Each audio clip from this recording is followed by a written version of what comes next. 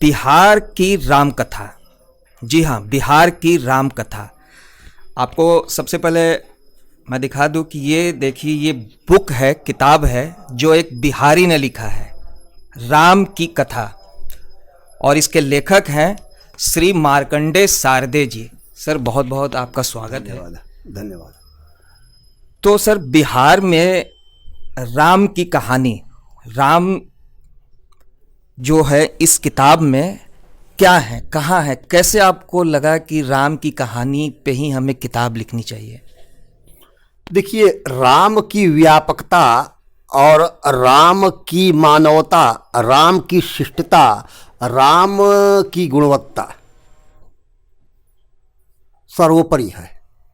आज भी हमको सीखने की जरूरत पड़ेगी तो हम राम के पास जाएंगे।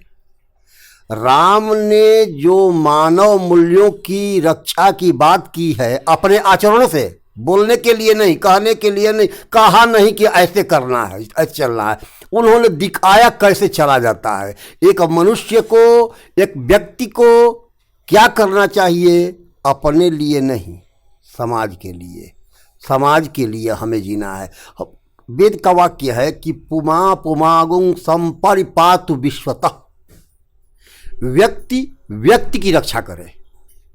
देखिए, व्यक्ति में समष्टि है, समष्टि में से व्यक्ति है, तो समष्टि से व्यक्ति है, व्यक्ति में समष्टि है, इसको हमें ध्यान रखना होगा। हम अपने लिए अगर जीते हैं तो यह जीना नहीं हो सकता है। हमको जीना है, सबके लिए जीना है। अब जीना तो है, जीना इसलिए कि हम लोगों का कल्याण कर सके, लोगों की भलाई कर सके, लोगों के काम आ सके, इसलिए जीना है। लेकिन अपने आचरणों से राम ने समाज के हर तबके को हर तरह की सीख दी है। यही सीख जो है मुझे प्रेरित करती है कि हम राम बनने की कोशिश करें।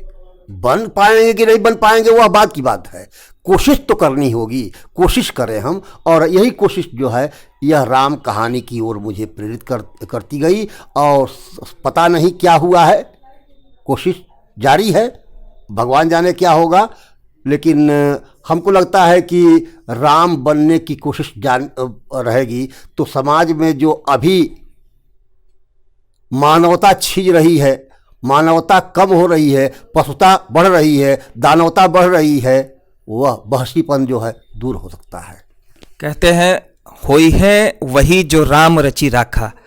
तो सर, ये जो आपने राम की कहानी की रचना की है, ये आप देखिए राम की कहानी, इसको आपको ज़रूर पढ़ना चाहिए और इसमें आपको बहुत कुछ सीखने को मिलेगा। तो सर, ये जो किताब की आपने रचना की है, जो लिखा है, ये इसको पढ़ने के बाद लोग क्या कुछ सीख पाएंगे, क्या राम के बारे में जान पाएंगे जो अपने आचरण में ले पाएंगे लोग?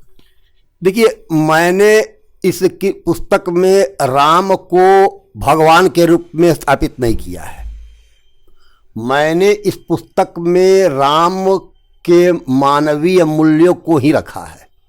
मतलब मेरे अनुसार राम एक आम आदमी है और उनके जीने की कला जो है, जो वह कहते हैं। देखिए, मैंने इसको, यह पुस्तक जो है वाल्मीकि रामायण की कथा पर आधारित रखी है।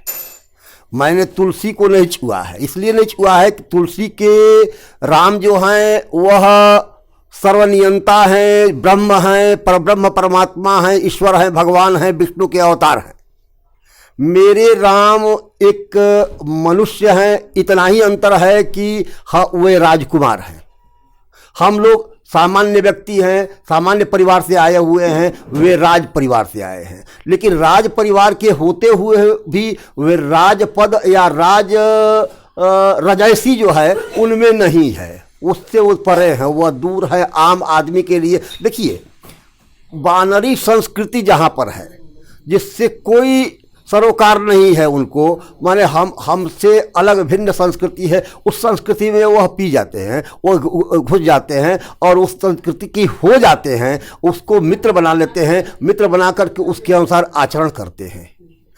सुग्रीव से मैत्री होना और सुग्रीव को राजपद दिला करके सुग्रीव को के साथ रहना और उसी में वह काम करना, जो यह राम की विशेषता है। विभीषण को भी उन्होंने अपना लिया, विभीषण के साथ भी मैत्री कर रखी उन्होंने। तो यह जो है, यह गुणवत्ता जो है, यह बहुत बड़ी बात है कि अनजान आदमी से भी उन्होंने मैत्री कर ली, और मैत्री ऐसी पक्की मैत्री कि उसके लिए जी जान तक लड़ाने की। पहले देखिए हमारे यहाँ क्या होती है मैत्री, अभी क्या हो रही है, मित्रता की दोस्ती क्या हो रही है, अपने काम के लिए। उन्होंने अपने काम के लिए मैत्री नहीं की है, उन्होंने अपने काम के लिए दोस्ती नहीं की, इसलिए कि अगर उनको पहले अपना काम निकालना होता तो सुग्रीव से कहते कि सुग्रीव आज दोस्ती हो गई हम दोनों की, देखो भाई मेरी पत्नी जो है खो गई है और कोई राक्षस ले गया है, पहले उसको जो है ढूंढने में मदद करो मेरी, उसके बाद से मैं तुमको राजा बना दूंगा। ऐसा नहीं कहा, पर कहा कि देखा कि पहले मित्र का काम क्या है, पहले मित्र का काम कर दिया, उसके बाद से वो आगे बढ़े। तो विभीषण को भी पहले ही राजा बना दिया। यह जो है, यह मानव मूल्य की रक्षा है, यह मानव का एक सर्वोत्तम गुण होना चाहिए कि मैत्री जब हम करते हैं, मित्रता जब करते हैं, जब मित्र बनाते हैं किसी को, तो उसको पहले देखें कि पहले उसकी ज़रूरत क्या है, उसकी समस्या क्या है, उस समस्या का समाधान करें, उसके बाद मेरी समस्या का समाधान हो या ना हो बाद की बात है।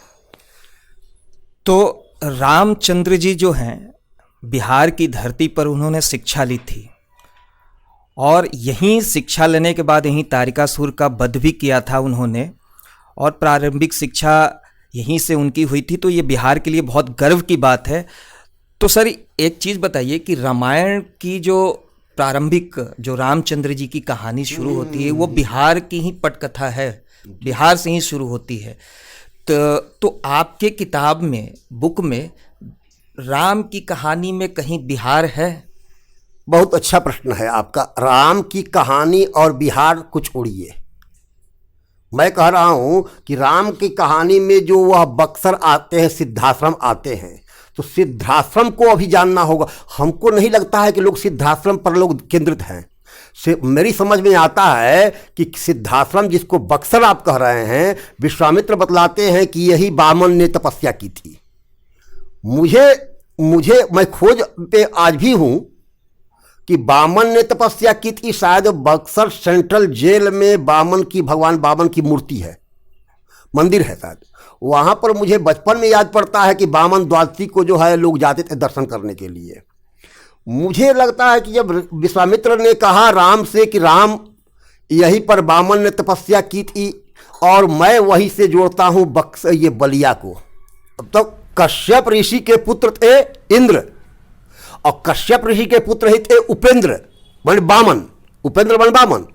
तो वामन जी तपस्या करते हैं वहीं पर, और वहीं से बक्सर से बलिया बहुत दूर नहीं है। मेरी समझ में आता है कि यह बलिया जो है बलि की राजधानी है, महाराज दानवेंद्र बलि की राजधानी है, और यहीं से बलि के पास गए हैं 3 पग भूमि मांगने के लिए वह। तो यह जो कहानी है, तो बलिया और बक्सर जो है करीब दोनों हैं, एक ही अंतर है कि वह उत्तर प्रदेश में है या बिहार में है, लेकिन दोनों की भाषा एक ही है, संस्कृति एक ही है, रहन सहन एक ही है, सब कुछ एक ही है। तो मैं तो कह रहा हूं कि सृष्टि की, कश्यप ऋषि की बात करते हैं तो कश्यप ऋषि की सृष्टि की पत्नियों से ही यह सृष्टि चली है, कश्यप से ही यह सृष्टि चली है। तो मैं तो कह रहा हूं कि यहीं से, बक्सर से ही सृष्टि प्रारंभ हुई है। मुझे तो लगता है कि बक्सर से ही इसकी खोज करनी चाहिए, इस पर ध्यान देना होगा हम लोगों को कि यह कहाँ से बात आई। क्योंकि अगर वामन वहाँ पर हैं तो कश्यप जरूर वहाँ पर हैं, कश्यप हैं तो स्पष्ट है कि सृष्टि का स्थल वही है, आदि सृष्टि। राम नाम बिन ना कोई उपाय, जन्म मरण सब तरी जाए। तो आप देख रहे हैं कि रामचंद्र जी का बिहार से कितना गहरा नाता है, और ये समझने की ज़रूरत है। और इसके लिए राम कहानी जो है आपको पढ़नी चाहिए, और ज़रूर पढ़नी चाहिए। लेकिन इसके साथ साथ एक चीज़ और सर के साथ मार्कंडेय सारदे जी हैं, और उनकी एक और ख़ास विशेषता जो अभी हाल में है, ये एक नई बुक, और इसकी विशेषता ये है कि ये भोजपुरी में है। सर ये इस बुक के बारे में आप थोड़ा बताइए। देखिए, राम कहानी से यह कहानी जो है, इसकी कहानी जो है पुरानी है। मतलब कि ये तो अब यह पुस्तक जो है दीपशलभ, अभी इसका लोकार्पण भी नहीं हुआ है, अभी तो नई अभी आई है, कुछ दिन पहले। तो इसका जो है यह पुस्तक जो है नूरजहाँ पर आधारित है वास्तव में, और वास्तव में यह एक एकांगी प्रेम की कहानी है। एकांगी प्रेम में भी एक उसका शिक्षक, संस्कृत शिक्षक है सूर्यनाथ शर्मा, वह नूरजहाँ की सुंदरता पर बहुत ही प्रभावित है, उससे सुंदरता से प्रभावित है और उसी पर जो है आधारित है। लेकिन नूरजहाँ ने समझाया कि पिता, ये जो है हम लोग की संस्कृति में या कहीं भी पिता और पुत्र होता है, गुरु शिष्य का संबंध आज मैत्री का हो गया है, यही से गड़बड़ हो गया है। गुरु हमेशा पिता होता है और शिष्य या शिष्या जो है वह पुत्र पुत्री है, संतान है। तो वह समझाती है कि नहीं, हम लोग जो है ये गलत हो जाएगा, इसलिए इधर का आप ध्यान नहीं दीजिए। और ये वह उनको ज्ञान आता है, लेकिन बाद में चल करके वो संन्यास ले लेते हैं। कहानी यहीं पर, वास्तव में यह कहानी मुझे 91-92 में मैंने लिखी थी यह किताब। तो सर ये अगर किताब कोई पढ़ना चाहे राम कहानी आपकी, तो वो कहाँ से इसको ले सकते हैं? अभी अमेजोन पर दोनों उपलब्ध है, अमेजोन पर जो है दोनों उपलब्ध है। आप कहीं से भी राम कहानी टाइप कीजिए, अमेजोन पर मिल जाएगी आपको, ये भी मिल जाएगी। तो आपको ये किताबें पढ़नी चाहिए, ये अपने बिहार के लेखक के द्वारा लिखी गई है और राम कहानी में आपको अद्भुत कुछ जानने को और नया कुछ समझने को मिलेगा। तो आप ऐसे ही टोटली बिहारी को आप देखते रहिए और हम आगे भी मार्कंडेय सारदे जी से और भी बहुत कुछ जानेंगे अगले एपिसोड में। सर बहुत बहुत धन्यवाद।